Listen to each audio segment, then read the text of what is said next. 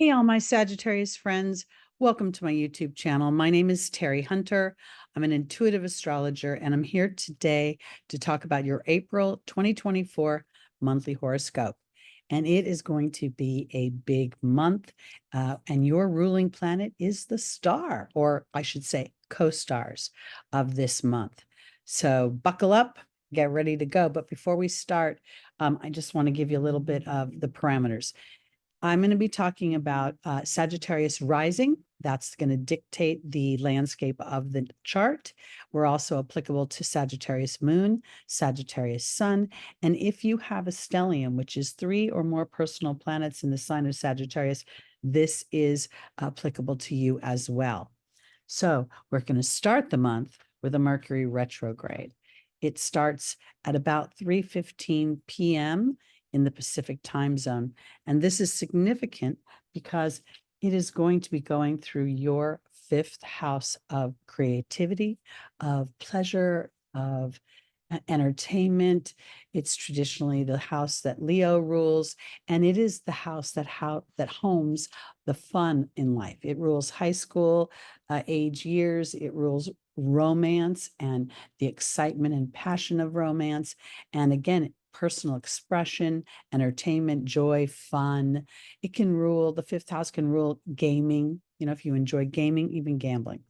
But I bring this up because Mercury, the planet of our thoughts, the planet that rules I think, is now going to be retrograding in your 5th house all the way to the North Node, which is at 15 degrees of Aries.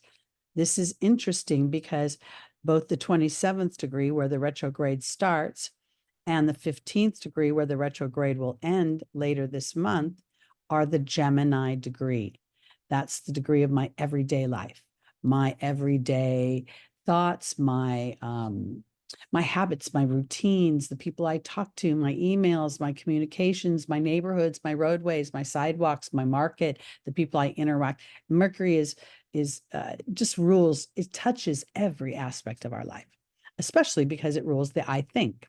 So as it retrogrades this direction, it's going to be reviewing the landscape of the self and how you're asserting yourself or enjoying yourself, or even potential of, this is the house, that the 5th house is the conception of children.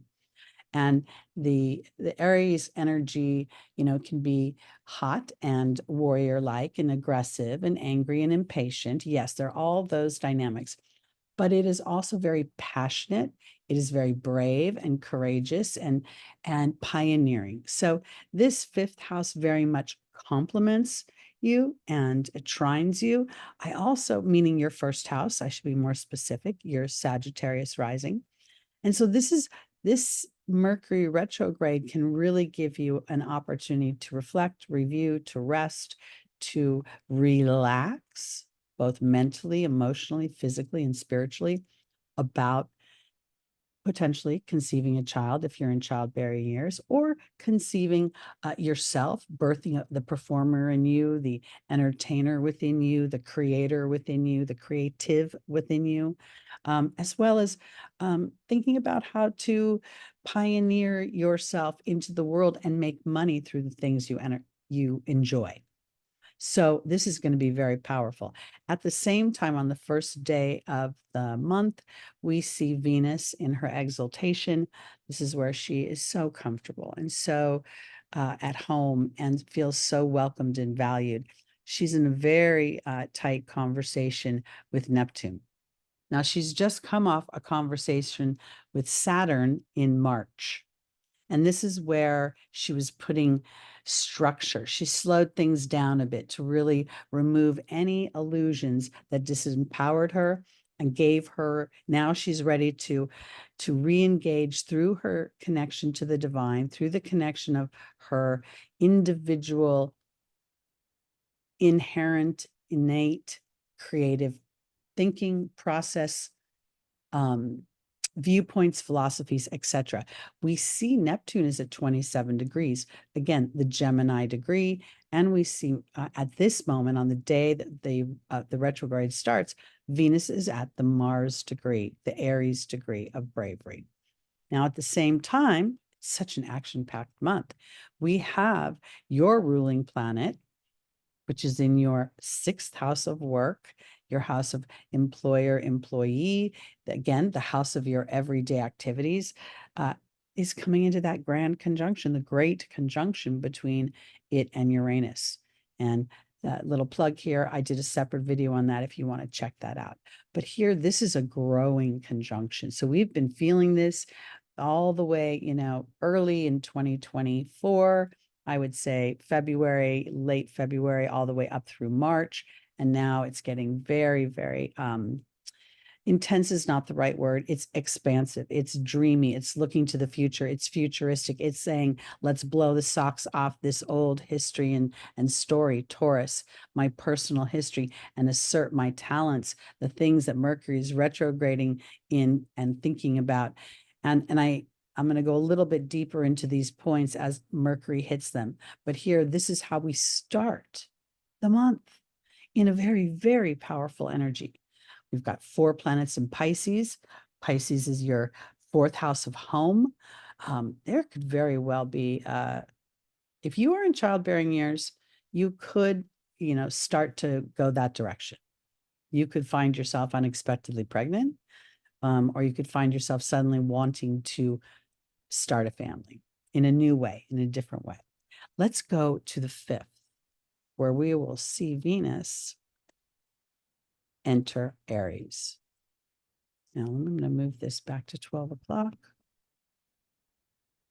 I think this is important because as I meditate and I talk to the planets in my meditations, and I talk about, how we talk about, the age of the planets. Most of these planets are well over 4 billion years old. And as they've gone around the zodiac, I think they've learned a thing or two. And so when I see Venus, who is normally considered in her detriment, where she struggles and she feels weak and she feels exiled, because her ruling house here, Libra, is all about partnership and cooperation. And up here, she's kind of the ruler of her own domain. She's pioneering for her own skills to express herself. Now, this is your 5th house. So I think this is where we bring her into the modern age, and this is a powerful woman. This could represent a Taylor Swift energy or even an Oprah Winfrey energy, any woman or feminine energy that is extremely powerful, and yet in that power knows how to bravely and courageously have an exchange of energy with others. I think it's really been evolving into a beautiful energy. So here, as we look at Venus that way, and again, this is your 5th house, trusting the feminine, trusting the creative process of Venus, trusting your skills, your talents, your inspired thoughts. And as she goes over these points, the North Node, she'll meet, well, I'm not quite sure she'll meet the sun just yet, but she will absolutely meet with Chiron and with Eris. So let's address that for just a minute. Because as Mercury, the I think, meets the I have, this is what Venus in Taurus represents. She also represents I partner, but we're going to address the I have because the focus is on these 3 houses right here: Pisces, my dreams, my talents, my creativity, my sense of spirituality, and how I work with the divine to birth myself in this earthly experience, being aware that I think like a human, but I am a soul. That's what this Chiron represents. The nodal structure represents, and Eris represents standing up for that individuality. So Mercury is going to go through this house and having you thinking about things and revisiting things, even potentially old wounds. It's going to have you ravenous, as it will slow down when it gets into its shadow period at 15 degrees, the Gemini degree, and it will start to really want to birth a new experience. Now, at the same time, we're going to see Venus heading this way, and we'll talk about that a little bit more when we get later into the month. I also want to mention that Mars and Saturn are starting a tighter conversation. I like to call it a summit these days. And it's interesting because there is a quincunx here to the Libra energy, which is your 11th house. And there's a potential that in the past, you had a more cooperative dynamic with what the collective consciousness was at the time, putting the bigger picture ahead of yourself. And now the North Node is calling forth the brave action of putting your hopes, your dreams, your desires, your wants, the passions that you have at the forefront, as that represents an elevated experience of the soul inhabiting a physical experience. Now, normally we think that Saturn doesn't necessarily like to be an emotional Pisces, and neither does Mars. It just wants to move on. Here it's too watery. I have perceived this as where Saturn, it represents wisdom and the traditions. And as the planets have evolved for 4 billion years, Mars is no longer always interested in warring, but rather representing, a knight of the round table, representing the Templars, representing a peaceful warrior, a spiritual warrior, someone who is brave. Here's Mars's domicile, right? We're going to heading that direction. And here we're putting structure into something. We're willing to build through a strategic, brave, and really sort of recognizing impulses and then being able to master that impulse. That's where the water slows things down and gives us an opportunity to do or to implement the be, do, have. What do I believe? What is my attitude? That's the structure with which I build upon before I take action, Mars. And the continued conversation we're having these first few days of the month between Venus and her best friend Neptune is extremely dreamy about what can be when we connect with spirit and apply the divine laws of the universe. The divine law of attraction is usually the main star when people talk about this, the secret and Abraham teachings, but there are other divine laws that complement the divine law of attraction. So I want to bring that up. And we have your ruling planet continuing to summit here in conversation with innovative and futuristic and sometimes unexpectedly rebellious Uranus. And that is in your 6th house of work. So don't be surprised if somehow you might have a moment where somebody might actually could potentially act entitled around you, and you're like, I can't do this anymore. And all this individual activity going on in your 5th house compels you or propels you into a new direction. At the same time that Venus has moved into Aries, she is making a sextile to Pluto in Aquarius. And Aquarius is your 3rd house. And here, this is where I'm going to focus in on, yes, it can be, we can reflect that the 3rd house is where you teach, you learn, but it's also where you think. And this is innovative thought. This is like, okay, what if for some reason, whatever has been my wound in the past, wherever I've felt as if I was either too much or too little or not talented enough, how is that now being able to be transformed into something that I feel is useful and pioneering and makes me feel fulfilled?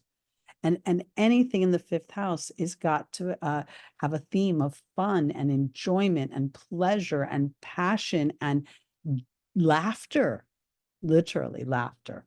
So this is really exciting and at the same time a little unsettling because it's things we're not used to experiencing. Let's move on to the 8th, where we're going to have our 2nd solar eclipse. I should say 2nd eclipse. This is our first solar eclipse of 2024. This is where a new moon, I'm sorry, I'm putting in the time, where we see a new moon in the sign of Aries. And again, we're seeing this theme of individuality, of expressing myself in a way that is authentic. And yet at the same time, I'm not defending myself. We're seeing this conversation between Saturn and Mars is in a quincunx. It's like a blind spot to the South Node. The South Node is representing habits of cooperation, where I actually feel maybe potentially where I've given up a little bit of my power in the way of being cooperative. Again, that's your 11th house, where we're seeing, the collective consciousness. We're seeing, you could even be in a situation where you gave up your individual wants for breakthroughs in science or breakthroughs in humanity that, the needs of the many outweigh the needs of the one. And here, this is where we're starting to restructure how you view that. because we're going into an age, Pluto going into Aquarius, where the uniqueness and the individuality and the inspired genius that Aquarius represents will be revered, and our uniqueness, will be revered. We will not be required to homogenize as humans anymore. And as we experience the sun and the moon coming together to plant the seeds in the darkness of night, we see this is at the Libra degree. So it's really, while it is in many ways in an opposition to, it's only 4 degrees away from the south node, in this conjunction to the north node, it's a feeling of, you know what, I can do this. I can start to really broaden my thought, broaden my way of being. And I want to offer it this way too, because we see Chiron here. Chiron is the wound that is represented in the soul. And it's also the gift that the wound presents when it's transformed. It's at that 19th degree. So we're seeing a lot of Libra balance, harmony, Venus-ruled things going on in this new moon. We also see your ruling planet at 19 degrees of Taurus. While it's not necessarily speaking to the new moon directly, there is some sort of harmonic vibration going on here, because Mercury retrograde is at the Piscean degree. Eris, Mars's little sister, who likes to stand up for herself and fight for what she believes in, is conjunct. So we're thinking about fighting for what we believe in from a Piscean energy. Here we go back now to these two, this summit they're having. We're going to build structure from our connection to the divine universe and work our way into the material to manifest it. Because your ruling planet also not only rules foreign people, foreign places, higher education, it rules publishing and marketing and business and commerce and influencers. And it's very exciting as it expands itself near Uranus. Uranus, which is ruling your third house of Aquarius, changing your everyday life and renovating in a way that is taking you, propelling you into the future. And this also very much is so interesting on a like sort of a more mundane human level. This could represent something big happening in aviation. And it could be, a breakthrough that we hear about in any sort of way. I mean, it could be aliens because this rules space, but it could also be like aviation, the type of things that we fly around here. This expansion here of Jupiter brings that wealth and that it's almost as if there could be the birthing or the beginnings of a birthing of a new industry. Now we're in the sign of Taurus, and Taurus rules the earth, yet Uranus rules space. So this is even might be where we hear about people starting their first pioneering, soldiering, live out in space somewhere. They've been wanting to colonize Mars.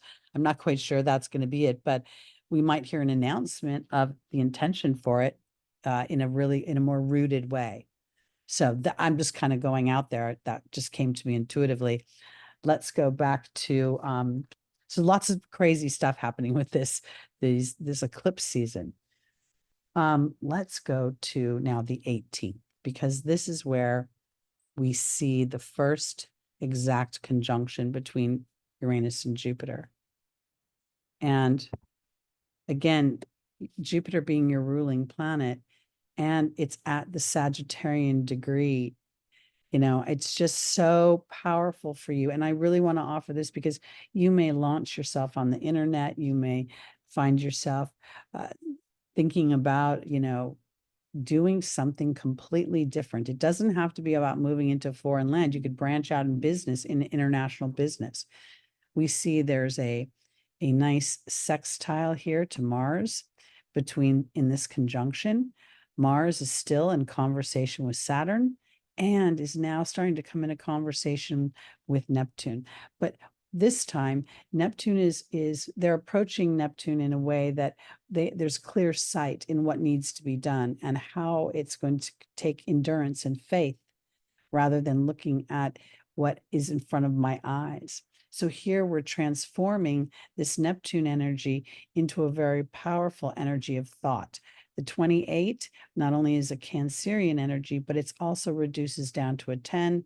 All ones represent the a beginning of thought. So here we're seeing Mars really starting to transform as it's starting to feel more powerful and anchored into its belief system that it can affect change by building strong structures based on my spirituality.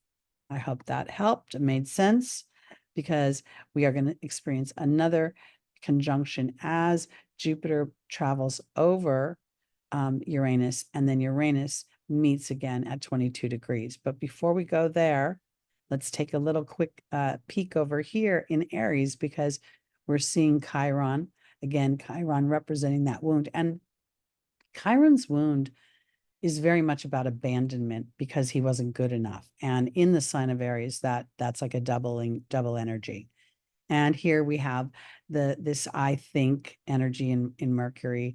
This is at the Leo degree now of who I am and how I express myself.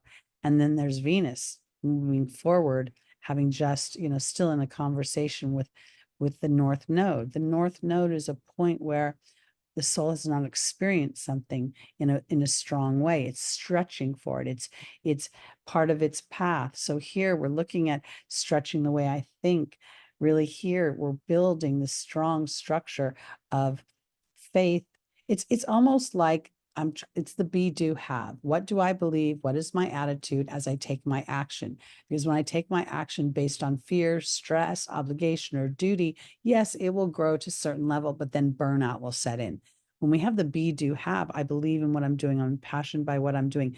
This is your fifth house, all lit up, moving into your sixth house of work. You could literally change your work dynamic, how you make your money, your life, and your service to others, which then will affect your health in a much better way. And it may very much affect, you may decide you want to change the way you're eating, diversity here represented by Jupiter, doing something new and almost playing. You could potentially play with your food to see how it affects you when we're looking at the Taurus energy in the sixth house. So that's very interesting as well. All right, let's go now to the full moon on the 23rd. This is going to be in Scorpio. And Scorpio here is your, I'm sorry, I shouldn't say Scorpio is your fourth house. Scorpio is your 10th house. No, Scorpio is your 12th house. I'm so sorry. I wrote something down on a piece of paper and I looked at the wrong column. Of course, Scorpio is your 12th house. How obvious is that to me? I'm sorry. So you're going to have a full moon. Let me put it at the time because I think this is powerful as well. The time of this full moon is 4:48 p.m. Pacific time. And what we're going to see is your 12th house in many ways is getting lit up by this this full moon. It's an illumination, the brightest phase of the moon. It's like an epiphany, and it could be an epiphany that comes as a result of inspiration. And at the same time, it's transformational, because between eclipse season and your ruling planet being dominant in this year, completely dominant in the first half of it, it's going to shift something, because we can see this T-square to Pluto. And Pluto is an Aquarius here in the sign of liberation, in the sign of a whole new everyday life. And, with your fifth house being activated, you literally, if you're of childbearing years or you've been trying to birth a child, you could very well see that happening, and you could conceive very easily, and it could be unexpected, or it could be because you have used technology to help you do that. Higher education, technology in the house of health. So, and here's your house of conception, the fifth house of Aries. So this is a really very illuminating time. I will say that it could feel a bit tense, because when the focus is on Pluto, there's a deep dive into what is, where there's power and control over me and how that plays out, whether it plays out within my own brain, my own sense of self. Mercury is on this full moon right up against the North Node, illuminating what it is you want, illuminating, making you think ravenously potentially, or like almost in a way, because Mercury and the North Node are retrograde during this full moon. It could be really powerful in, how do I want my everyday life to be? I want it now. I want it now. And that bit of impatience could reflect that you're not trusting that the transformation is taking place. And yet your third house, which houses the I think, again, naturally the Gemini energy is in many ways being lit up by Uranus over here in your sixth house. So there's two distinct pathways. This could very much represent your service to others. This could represent a big change in your work environment and a big change in your service and how you display that service to others. We see Mercury go direct on the 25th, and that is the same day as the next exact conjunction of your ruling planet Jupiter and Uranus. So this is just really phenomenal, because we could see some interesting things also in when it comes to money and unexpected things. We could see electronic money take a jump, or we could see something die. This is a little bit of a challenging degree in some respects. It can be viewed a couple of ways. There is a theory that this is the killer be killed energy of the 22nd degree, but it could also be construed as the master number of partnership, cooperation, harmonic exchange of energies, very much a Capricorn building energy. And Capricorn can be a very polarizing. It can be very rewarding, and it can be very not rewarding. Okay, I'll just leave it at that for now. I think the next thing that would be interesting to look at is the 28th, because this is where we see Mars and Neptune having an exact conjunction in your fourth house of home. And this is very much feels like enhanced energy for the spiritual warrior, the knight on the round table, the trusting a bigger picture than what you initially had thought. Again, most astrologers will very much dampen Mars's energy when it's in Pisces, and then it will inflame it into a crazy warrior when it gets into Aries. But I think Mars has evolved into some balance. And here, I think this is really these last degrees of practicing the spiritual. It's almost like Mars has been in a temple or an ashram and learning from Saturn. And now it's having its final conversation with the master of spirituality here, Neptune, before it moves into its rulership and into such a powerful place and meets with the North Node and its wound Chiron and its little sister. Super, super powerful. I keep thinking people are going to get pregnant. I really can't. That's just banging around in the back of my head. All right, let's jump now to the 30th, because there we see that Mars has now entered its domicile, and Venus has as well. She did the day before, and she is taking into, what she learned about asserting herself and how she views herself and how she thinks about things and how she can really be more brave in asserting herself. Now we see her in her rulership, where she really wants to express her voice. She wants to feel the power of it.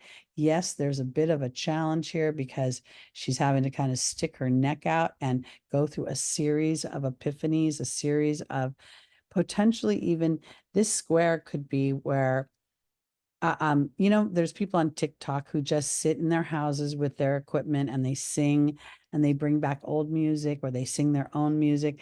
And when you do that, you put yourself up for criticism. You put yourself out there for people to judge you, and in many ways, ruin your dreams, or, really, they could just paralyze you. So here, this is a little tightness, man. This isn't easy. I'm not really focused on the moon, because the moon's going to bolt on by this point, but here, this is sort of a real choice of, am I going to allow myself to innovate? Am I going to go into the future of my everyday life in a new way and brave myself? Or will I kind of tuck down and continue to dampen my skills, be of service, but not be fulfilled? Because your ruling planet is demanding fulfillment right now. It's demanding renovation. It's demanding looking to the future in a way that's going to change your beliefs. It could even literally change your location. Some of you may very well move to a foreign country or to a place that feels completely foreign to you. City mouse moves to the country mouse moves to the city, that kind of thing. It is so, the energies right now are really spectacularly transformative. And it can really feel a little unsettling as we walk through this, but as we're aware of the environment, the environment of the spiritual dynamic, this creative dynamic, and this ravenous point of wanting to feel the self and then applying the self so that I can create my own bounty. I can create my own money. I can create my own flow of resources. That's money, food, clothing, having a good roof over my head. So it's a really transformable time. And the awareness that you have now is really setting the tone for, as all these planets are clustered, basically they're clustered down here in your fourth, fifth, and sixth house. But pretty soon they're going to move up here into your Gemini, your Cancer, and your Leo energy. And when that happens, you have an opportunity to bring all that you've garnished up into the upper hemisphere to be seen and to be to bear fruit. That's the way I want to put it. All right, Sagittarius, that's it for today for the month of April 2024. Again, my name is Teri Hunter. I'm an intuitive astrologer. And please please subscribe, please share these videos. If you would like to get a reading with me, I do both intuitive readings as well as astrology readings. So you can reach out. My email is below in the description. And I'll be back in the merry month of May with more exciting things, as that is the month we will experience Jupiter moving into Gemini for the next year, and some other goodies too. All right, everybody. Thank you. Have a great month.